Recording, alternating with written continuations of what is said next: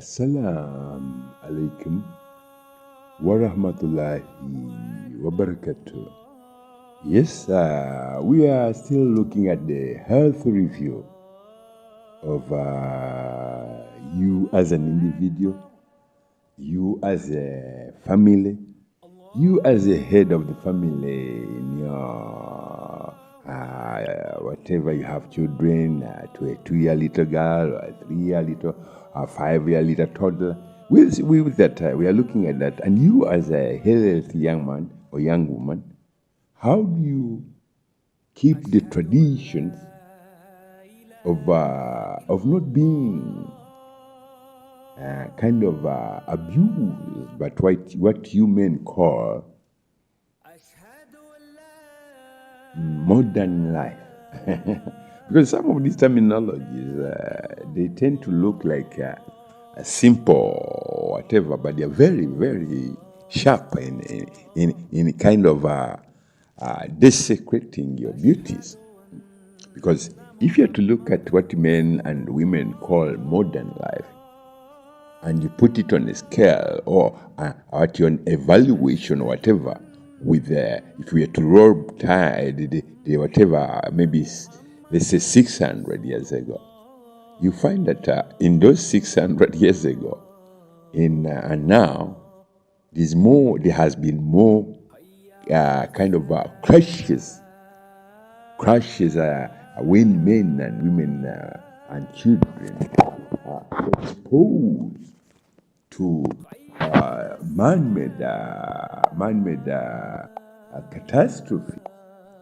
Whereas if men kept the guidance which we left with Prophet Muhammad ﷺ, which is the Holy Quran, it is a very, very clean and a very, very clear guidance from Allah to His creations of which are identified as human beings.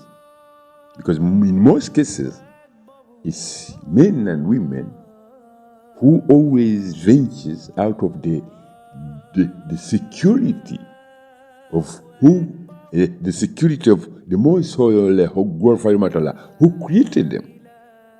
Allah created everything that is there in existence.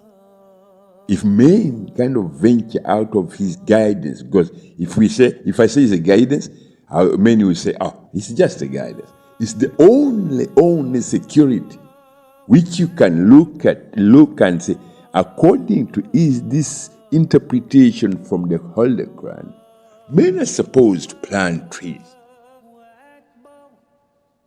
Because if you are looking, in some of the traditions or in whatever, if you have to look at the hadith and whatever the references from Saudi Arabia, you find that in Saudi Arabia, when Prophet Muhammad was there, he left a law that prohibits men from cutting trees. A law that if you are to cut a tree in Saudi Arabia, there is a law that can throw you in prison for a long time. The same if we are looking at the beauty of the words of Allah through His most beloved Prophet Muhammad sallallahu alaihi wasallam, and we look at his practices, what he did, how did he behave, how did he present this most holy, beautiful religion to human beings. According to that, those laws, men would look in the Quran with very, very conscious mind. What I will remind men and women is that you as living modern men and women in 2025, never put your hands on the Holy Quran while you are under a state of unconsciousness. When you are under a state of unconscious, that is when you are in a state of a gambling, putting a stake.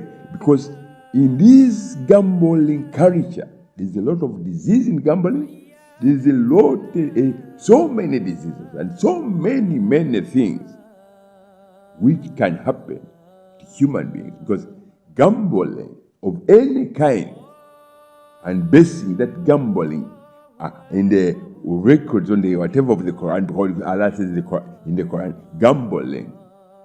And if you look at the word gambling, I think it's accompanied by a certain word which is a word which is, if it's not death, it is something that's similar to the anger of Allah. Because if you gamble, Allah will take away every card that, because gambling is like you tell a lie to your heart. You tell a lie to your brain. Gambling, that's what gambling looks like in the Islamic spiritual interpretation of these ayahs. Gambling is you tell a lie to your brain. When you tell a lie to your brain, and let it be clear to every man and woman on this planet that apart from your mother who looked after you when you were in her womb, apart from your mother who carried you for 9 months, your best friend is your brain, and the other best friend is your heart. If your heart is clean and pure and free from any contamination of third party whatever, and you look in the Holy Quran, and you take those guidance from the Holy Quran to whatever that you ask Allah not to kind of go, you never need to go over the boundaries. Because whenever you put your foot anywhere else, that's when you men and women enter the corridors of fitna.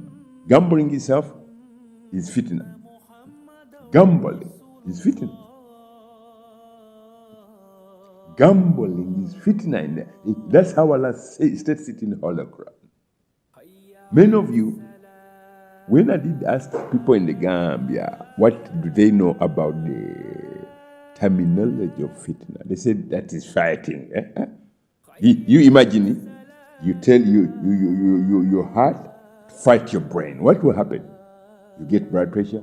You get kidney failure. You get so many complications, isn't it? So that is fitna to you as an individual who is engaged in gambling. Imagine you've made fitna to you or to yourself. Then if it kind of ventures crosses whatever and moves on in your societies, that's when things go into an angle where men and women cannot handle one another. Instead, it's war. So with that, I would advise the ministries which are concerned that I put this point on the table before I put across this whatever, that in by the end of the 20th century, because you're going to look at around 600 years, there was a city called Berlin, built under the tears of some people and whatever. But that city again was destroyed, completely obliterated, with no any building left except for the wall which was called Berlin Wall. Why? I will ask you a question before I go. Why do you think that they built that city? It was one of the greatest cities at that time in the 19th or let's call it in the 19th century. But it was destroyed by men themselves. Why do you think so? Because it was built on the tears of men, not on the foundation of a beautiful names of Allah. If you build a house and the foundation is based on the principles and guidance of the most holy, beautiful religion, let it be a city, let it be it will never fall. Assalamu alaikum warahmatullahi wabarakatuh.